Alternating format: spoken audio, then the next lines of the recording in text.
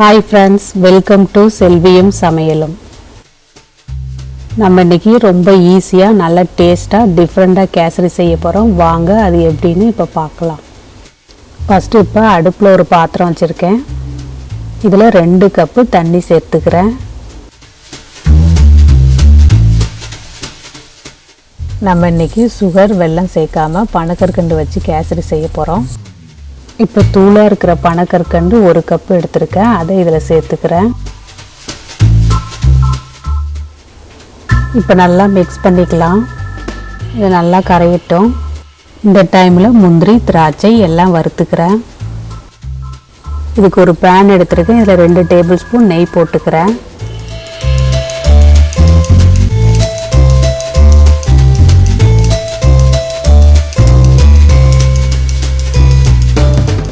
பதினஞ்சு முந்திரி பருப்பு எடுத்துருக்கேன். அதை வறுத்துக்கிறேன்.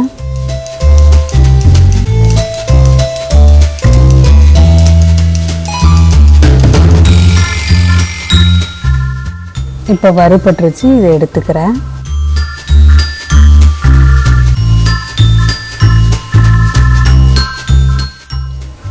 ட்ரை கிரேப்ஸ் எடுத்துருக்கேன். அதையும் வறுத்துக்கிறேன்.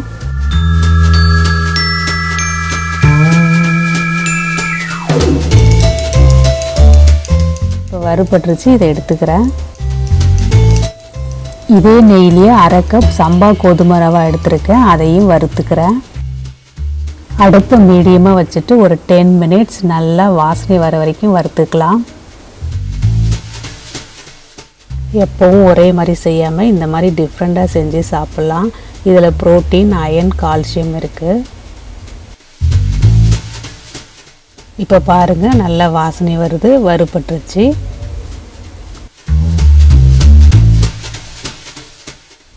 இப்போ பனகற்கண்டு நல்லா கரைஞ்சிருச்சு. இது ரொம்ப திக்காக வேண்டாம், லைட்டாக கரைஞ்சாலே போதும். இதில் டஸ்ட்டெலாம் இருக்கும். அதுக்காக ஃபில்டர் பண்ணி நம்ம வறுத்து வச்சிருந்த சம்பா கோதுமை ரவாயில் ஊற்றிடலாம்.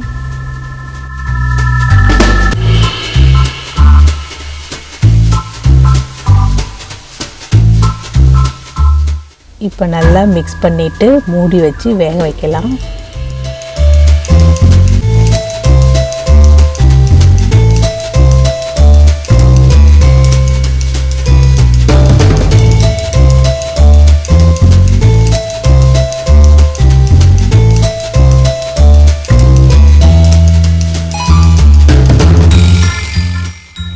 இப்போ பாருங்கள், ஓரளவுக்கு நல்லா வெந்துருச்சு.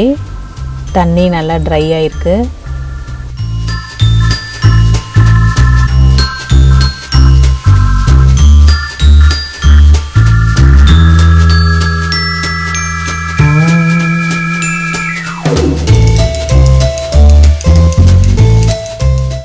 இப்போ வாசனைக்கு 1/4 டீஸ்பூன் ஏலக்காய் பொடி சேர்த்துக்கிறேன்.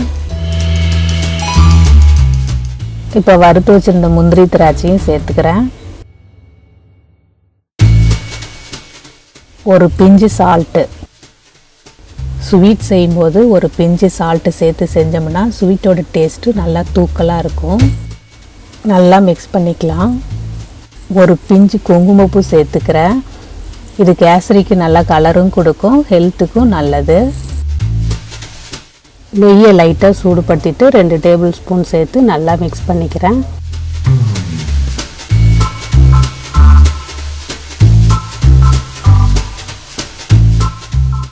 இன்னும் கொஞ்சம் நேரம் நல்லா வேகட்டும். இப்போ மூடி போட்டு மூடி வச்சிடலாம். இப்போ ஓப்பன் பண்ணி பார்க்கலாம். இப்போ பாருங்கள், நல்லா திக்காயிருச்சு.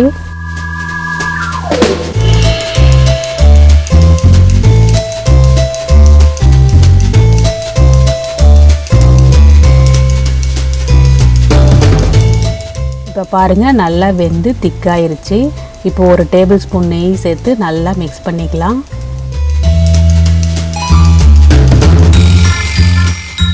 கேசரி செய்யும்போது நெய், ஸ்வீட் அதிகமாக சேர்த்து செஞ்சால் தான் டேஸ்ட்டு ரொம்ப சூப்பராக இருக்கும்.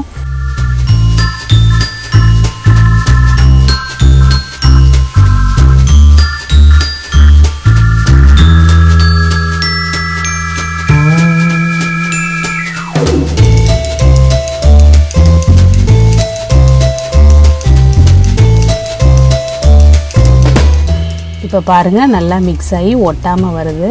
இப்போ அடுப்பை ஆஃப் பண்ணிடலாம். இது கொஞ்சம் நேரம் கழித்து நல்லா செட் ஆகிடும். இப்போ ஒரு பவுலுக்கு மாற்றி வச்சுக்கிறேன். இப்போ பாருங்கள் நல்ல டேஸ்டான பனக்கற்கண்டு கேசரி ரெடி ஆயிடுச்சு. இதை சாப்பிடும்போது பனக்கற்கண்டு குங்குமப்பூவோட டேஸ்ட்டு ரொம்ப சூப்பராக இருக்குது. நீங்களும் செஞ்சு பாருங்கள். செஞ்சு பார்த்துட்டு எப்படி இருக்குன்னு சொல்லுங்கள். இந்த வீடியோ உங்களுக்கு பிடிச்சதுன்னா லைக் பண்ணுங்கள், ஷேர் பண்ணுங்கள், சப்ஸ்கிரைப் பண்ணாதவங்க சப்ஸ்கிரைப் பண்ணுங்கள். பக்கத்தில் இருக்கிற பெல் ஐக்கானை ப்ரெஸ் பண்ணிக்கோங்க. தேங்க்யூ.